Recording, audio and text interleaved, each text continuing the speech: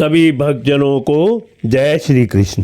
श्री सुखदेव जी ने कहा, परीक्षित, जो वैवस्वत मनमंत्र इस समय चल रहा है, इसकी पहली चतुर्युगी का त्रेता युग अभी आरंभ ही हुआ था। उसी समय नर्मदा तट पर देवताओं का दैत्यों के साथ यह भयंकर संग्राम हुआ।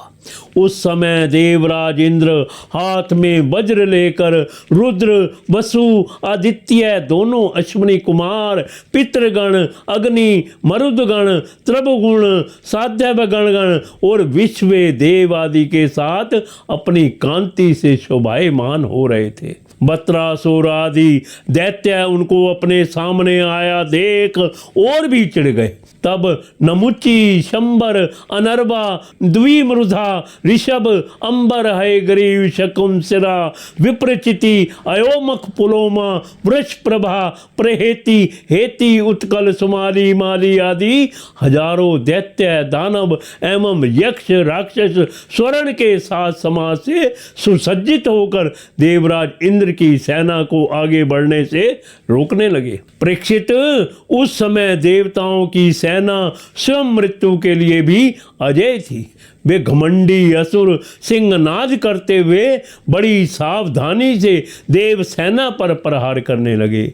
उन लोगों ने गधा, परिध, बाण, प्रास, मुदगर, तोमर, शूल, फरसे, तलवार, शतधनी, तोप, भुषंडी आदि अस्त्र शस्त्रों की बौछार से देवताओं को सब ओर से ढक दिया। एक पर एक इतने बाण चारों ओर से आ रहे थे कि उनसे ढक जाने के कारण देवता दिखलाई भी नहीं पड़ते थे। जैसे बादलों से ढक जाने पर आकाश के तारे नहीं दिखाई देते। परीक्षित, वह शस्त्रों और अस्त्रों की वर्षा देव सैनिकों को छू तक ना सकी। उन्होंने अपने हस्त लाघव से आकाश में ही उनके हजार हजार टुकड़े कर दिए। जब असुरों के अस्त्र शस्त्र समाप्त हो गए, तब वे देवताओं की सेना पर पर्वतों के शिखर, वृक्ष और पत्थर बरसाने लगे, परंतु देवताओं ने उन्हें पहले की ही भांति काट गिराया।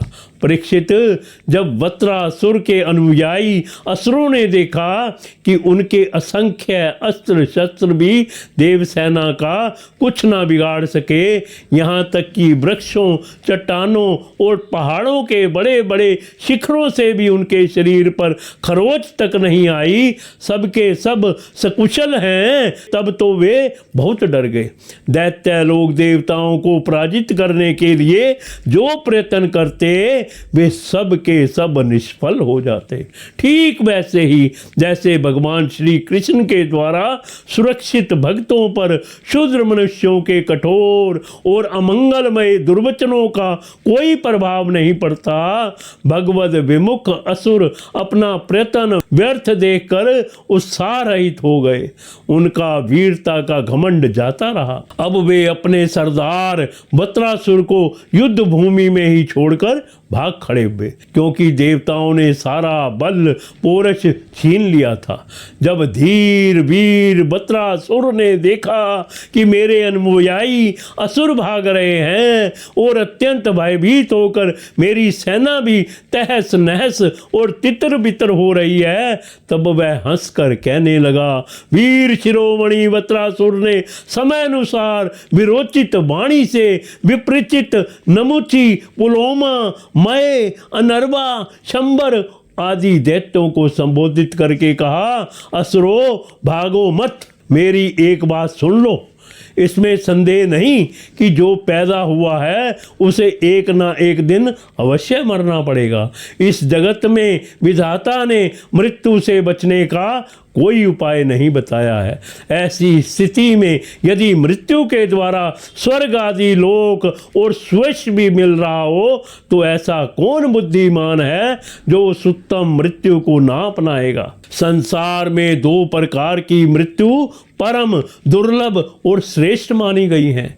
एक तो योगी अपने पुरुष का प्राणों को वश में करके ब्रह्म चिंतन के द्वारा शरीर का परित्याग, और दूसरा युद्ध भूमि में सेना के आगे रहकर बिना पीठ दिखाए जूझ मरना। तुम लोग भला शुभ अवसर क्यों खो रहे हो।